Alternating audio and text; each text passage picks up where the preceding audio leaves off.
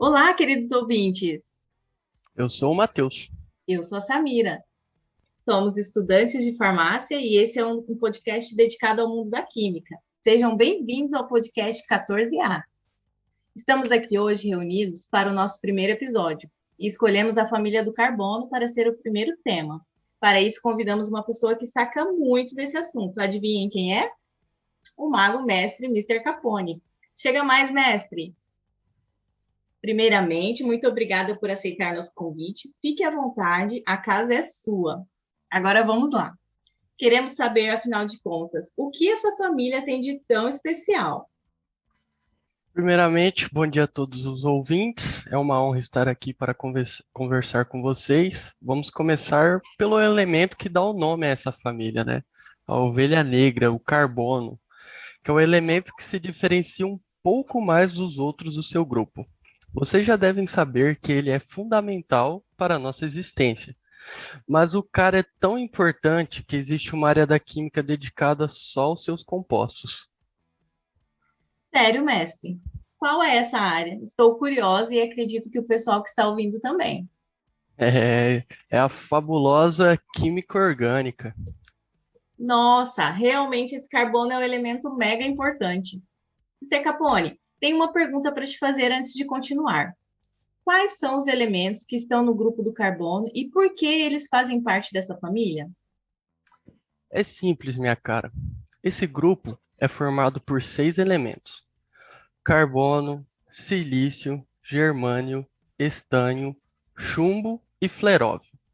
Carbono e silício são ametais. Germânio é considerado semimetálico. E os demais, estânio, chumbo e fleróvio, são metais. Esses elementos estão na tabela periódica, inseridos na mesma família, que se localiza na 14ª coluna, também conhecido como 4A. Estão juntos por terem todos 4 elétrons no último nível e a configuração eletrônica termina em ns2 e np2, o que leva a terem semelhanças em suas propriedades físicas e químicas, como na sua família, provavelmente. Ok, vamos lá. E o que mais podemos saber sobre o carbono? Olha, o carbono é o mais importante, porque é tetravalente, sendo capaz de formar 4 ligações com vários elementos, inclusive com ele mesmo, formando as chamadas cadeias carbônicas. Vale lembrar que são conhecidos cerca de 10 milhões de compostos de carbono. Muita coisa, né? Ah, Mr. Capone, agora eu entendi o porquê de ter uma grande área da química só para estudar esses compostos, né, do carbono. Afinal, são muitas possibilidades. Então, é claro, os denominados compostos orgânicos que estudamos na química orgânica são os compostos de cadeia carbônica, não é mesmo? Isso mesmo. O carbono está presente em todos os lugares, como se fosse uma matrix, na atmosfera, nas plantas, nos animais e em todas as nossas células, no plástico, no combustível, enfim, vários lugares. Hum. Bora para os demais elementos, então, né, Mr. Capone? Porque podemos ficar horas aqui falando sobre o carbono, mas não temos tempo e ainda temos mais 5 elementos para conhecer. Então, continuando, temos o silício, que é o segundo elemento da coluna. É também o segundo elemento mais abundante na superfície terrestre. O silício não anda sozinho por aí, só é encontrado com outros elementos. É encontrado em rochas, em areia e em vários tecidos do nosso organismo. É utilizado em vários setores: construção civil, indústria de cerâmica, cimento, fundição. Ele é um dos componentes na fabricação do polímero silicone, na fabricação do vidro. É utilizado bastante na fabricação de componentes eletrônicos. É um elemento com ampla utilização, sem dúvida. Ah, calma aí, Mr. Capone. Você falou em silício e componentes eletrônicos. Me lembrei do Vale do Silício, nos Estados Unidos. Tem alguma relação? Exatamente, Samira. O nome vem do grande número de empresas de pesquisas e produção de circuitos eletrônicos, feitos com silício, que se instalaram naquela região dos Estados Unidos. Seguindo o rumo da nossa conversa, o que você acha de falarmos sobre o germânio, um elemento que está na classe dos metais? Bom, o germânio foi descoberto por Clemens A. Winkler em Freiburg, na Alemanha, em 1886.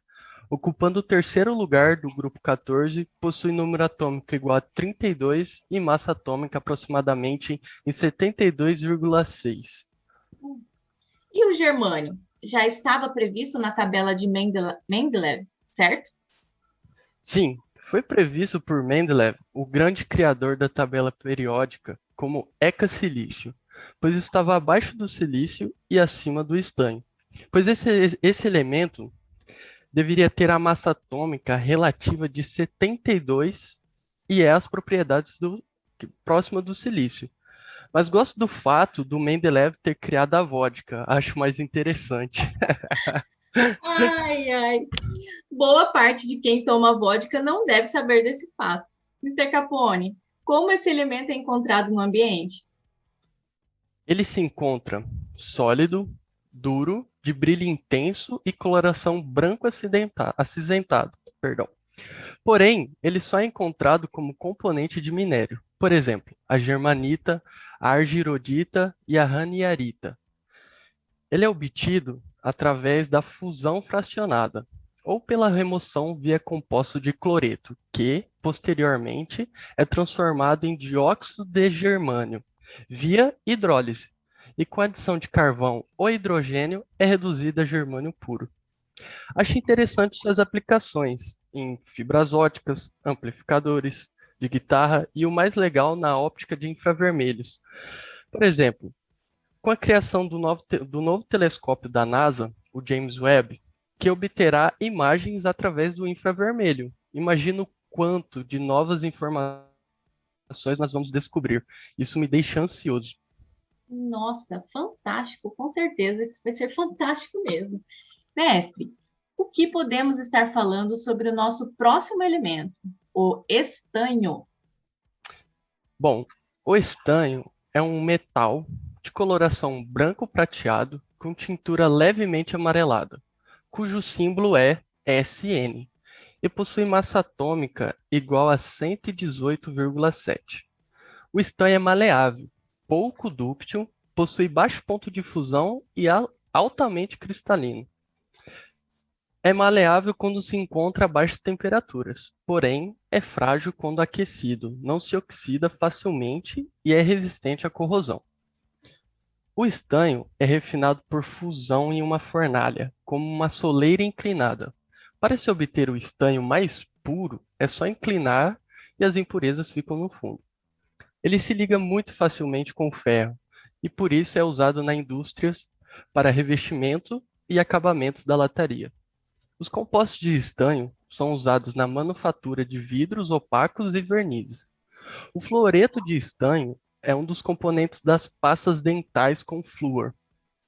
Os recipientes de aços blindados com estanho são muito usados para a conservação de alimentos. Hum, então, por estar ligados à alimentação e à higiene, eu creio que eles não são tóxicos, né? Bom, aí que tá. O estanho não é muito tóxico, pois é de difícil absorção no trato gastrointestinal. Estudos em seres humanos e animais têm relatado que a ingestão de grandes quantidades de compostos inorgânicos de estanho pode produzir dores no estômago, anemia e dano no fígado e rins. Nossa, tomem cuidado. Cuidado então, galera. Vamos diminuir no consumo de enlatados. Pois é.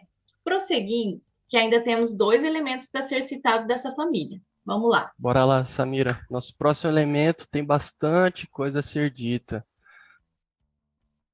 O que temos para falar do chumbo, então? O nosso elemento que possui número atômico 82 e massa atômica 207,21.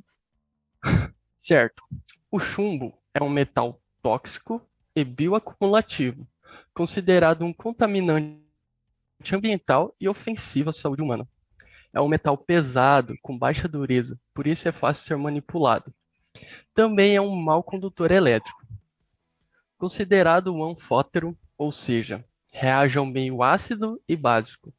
Possui resistência à corrosão dos ácidos clorídrico e sulfúrico diluídos, mas se dissolve em ácido nítrico e ainda reage com ácido acético.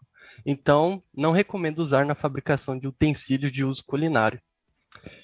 Bom, o chumbo, ele é obtido do sulfeto de chumbo 2, encontrado no metal galena, que possui 87% de chumbo em sua composição. Para a extração dele, utiliza-se a ustulação, que é o aquecimento do sulfeto na presença de gás oxigênio, obtendo-se como produto o óxido de chumbo. Logo depois, é levado ao forno com agentes redutores e separado com destilação e flotação. O resultado é o chumbo metálico. Sendo assim, encontramos no dia a dia o chumbo como ligas metálicas, manta de blindagem, perdão, contra a radiação, construção civil, baterias, chumbo ácido e no uso de munições para armas de fogo. Hum. Então, sobre a sua toxicidade, quais os meios de contaminação e o que esse elemento pode causar à saúde humana? Olha, os efeitos do chumbo no organismo dependem da rota de absorção, mas as principais são a inalação, especialmente no caso de exposição ocupacional. A ingestão de água e alimentos contaminados também favorece muito. O sistema nervoso é o mais afetado pela presença do metal no organismo, podendo causar encefalopatia, déficit cognitivo e danos nas funções motoras. Pode interferir no sistema sanguíneo, na síntese de células responsáveis pelo transporte de oxigênio e em funções endócrinas. Pode causar também problemas renais e diminuir a fertilidade do homem. Nossa. Existem hipóteses de que o chumbo esteja sendo usado há 7.000 anos. Isso devido à facilidade de extração.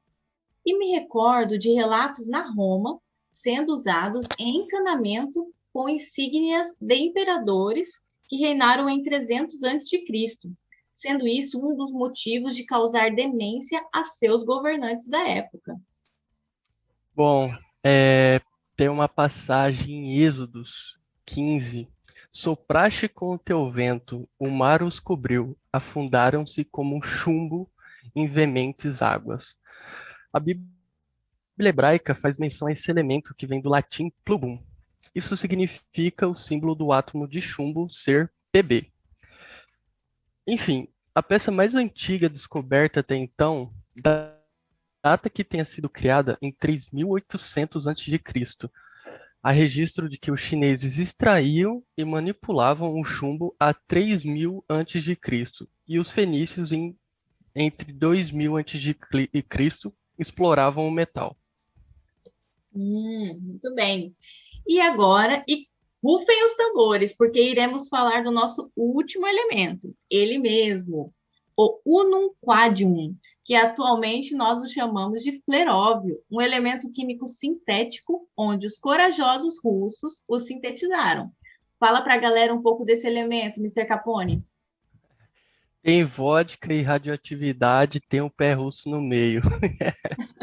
Brincadeiras à parte, vamos falar desse elemento que foi descoberto em Dubna, na Rússia, em 1999, onde se obteve através do bombardeamento de alvos de plutônio 244, com núcleo de cálcio 48, sendo o isótopo obtido o fleróvio 290, com meia-vida de 19 segundos e tem esse nome em homenagem ao físico nuclear Georgy Fyorov.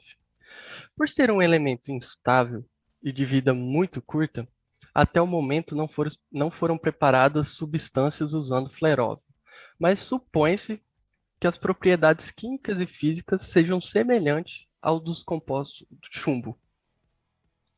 Então vamos encerrar por aqui, Mr. Capone. Muito obrigada a todos os ouvintes. Foi um prazer te receber aqui, Mr. Capone. Até a próxima. Opa, eu que agradeço a compreensão de todos. Foi um prazer estar aqui e quem sabe posso retornar aqui nesse podcast que tem grande chance de ser um podcast muito famoso. Obrigado Com a todos. certeza. Obrigada.